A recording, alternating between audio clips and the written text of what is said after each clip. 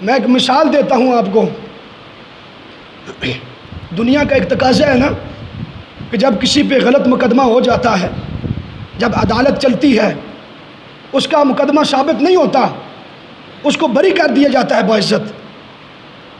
جب اس کو بری کیا جاتا ہے، وہ درخواست لکھتا ہے، اپلیکیشن لکھتا ہے حکومت کو کہ جناب میرا گناہ ثابت نہیں ہوا اور میں باعزت بری ہو چکا ہوں، اب میرے ریکارڈ سے اس مقدمے کو ختم کر دیا جائے. تو حکومت کی طرف سے جواب آتا ہے اگرچہ تو بے گناہ تھا لیکن اب اس مقدمے کا ریکارڈ ختم نہیں کیا جائے گا. یہی جواب آتا ہے نا، اب اس مقدمے کا ریکارڈ ختم نہیں کیا جائے گا. رب کی رحمت پہ قربان جائیں، جب بندہ صدق دل سے اس کی بارگاہ میں توبہ کرتا ہے، اللہ تعالیٰ نہ صرف اس کے لوح محفوظ سے گناہوں کو ختم کر دیتا ہے، بلکہ حدیث پاک میں آتا ہے زمین کے جس حصے پہ اس بندے نے گناہ کیا ہے، اللہ تعالیٰ اس زمین حصے کو بھی اس کو گناہ بلا دیتا ہے، اس کے گناہ کو بلا دیتا ہے.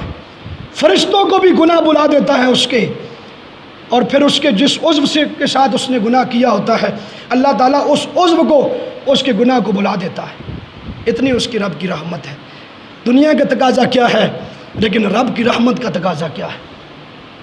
حضور علیہ الصلوۃ والسلام نے ایک مثال دے کے بات کو واضح فرمایا ہے.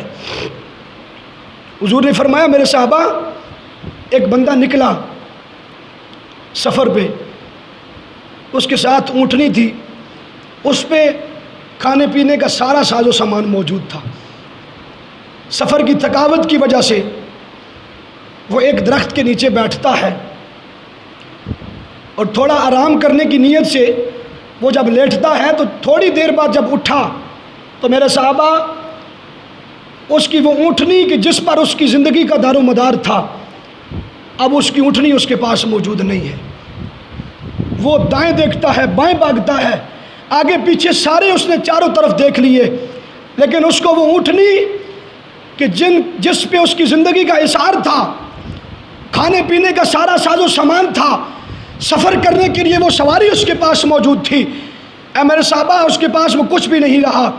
جب وہ چاروں طرف سے پھر کے آگے اسی درخت کے نیچے بیٹھ جاتا ہے اور موت کی تمنا کرتا ہے، موت کا انتظار کرتا ہے کہ اب میرے پاس کھانے کے لیے بھی کچھ بھی نہیں ہے، پینے کے لیے بھی کچھ بھی نہیں ہے. تو پھر وہ موت کے انتظار میں درخت کے ساتھ ٹیک لگا کے بیٹھتا ہے. اس کی آنکھ لگ جاتی ہے. جب اس کی آنکھ لگتی ہے میرے صحابہ، اس کی تھوڑی دیر بعد آنکھ کھلی تو اس کی زندگی اونٹنی اس کے سامنے کھڑی تھی. اس کی زندگی اونٹنی اس کے سامنے کھڑی تھی، کیونکہ زندگی کا سارا دار و مدار اس اونٹنی پہ تھا. اس کے کھانے کا سامان اس اونٹنی پہ تھا. دور دور تک کوئی آبادی، کوئی پانی کا نام و نشان نظر نہیں آ رہا تھا. سارے پینے کا سامان اس پہ تھا، کھانے کا سامان اس پہ تھا. تو میرے صحابہ جب اس نے اونٹنی کو دیکھا تو اس نے دعا کی اللہ کی بارگاہ میں. اس نے کہا یا اللہم رب انت عبدی وانا ربک. اس نے کہا اے اللہ تو میرا بندہ ہے اور میں تیرا رب ہوں. حالانکہ جملہ اس نے غلط کہا. حضور نے فرمایا میرے صحابہ اس نے جملہ ٹھیک کہا یا غلط؟ عرض کی یا رسول اللہ غلط کہا. حضور نے فرمایا خوشی کی وجہ سے اس کی زبان پھسل گئی، اس کی زبان ساتھ نہ دیا اس کے الفاظوں کا اور پھسل گئی. حضور نے فرمایا میرے صحابہ اس بندے کو کتنی خوشی ہوئی؟ صحابہ نے عرض کی یا رسول اللہ بہت زیادہ اسے خوشی ہوئی.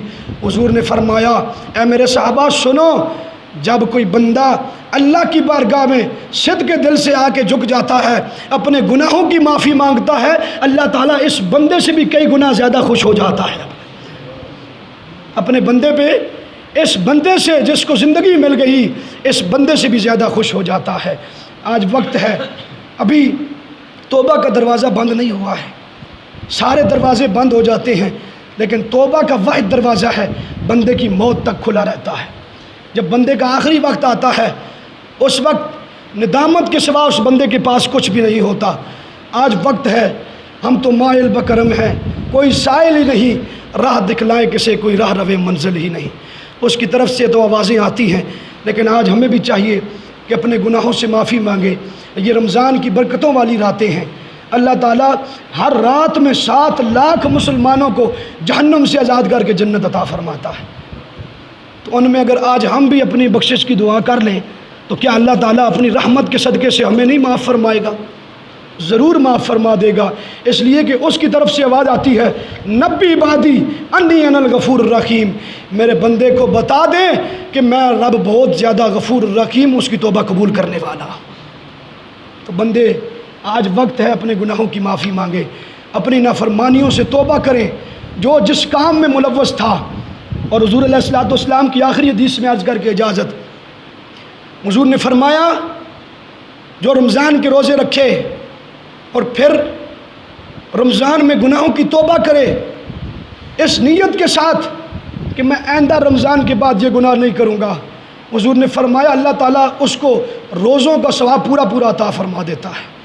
اور ایک بندہ وہ ہے کہ جو رمضان کے روزے تو رکھتا ہے، لیکن حضور نے فرمایا پھر وہ یہ نیت بھی کرتا ہے کہ رمضان کے بعد پھر میں سود کھاؤں گا، رمضان کے بعد پھر میں زنا کروں گا، رمضان کے بعد پھر میں شراب پیوں گا، رمضان کے بعد پھر میں جوا کھیلوں گا۔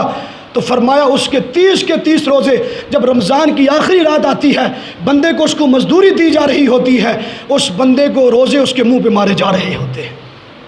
30 دن بھوکا رہنے کا کیا فائدہ ہوا؟ 30 دن بھوکا رہنے کا کیا فائدہ ہوا مجھے بتائیں؟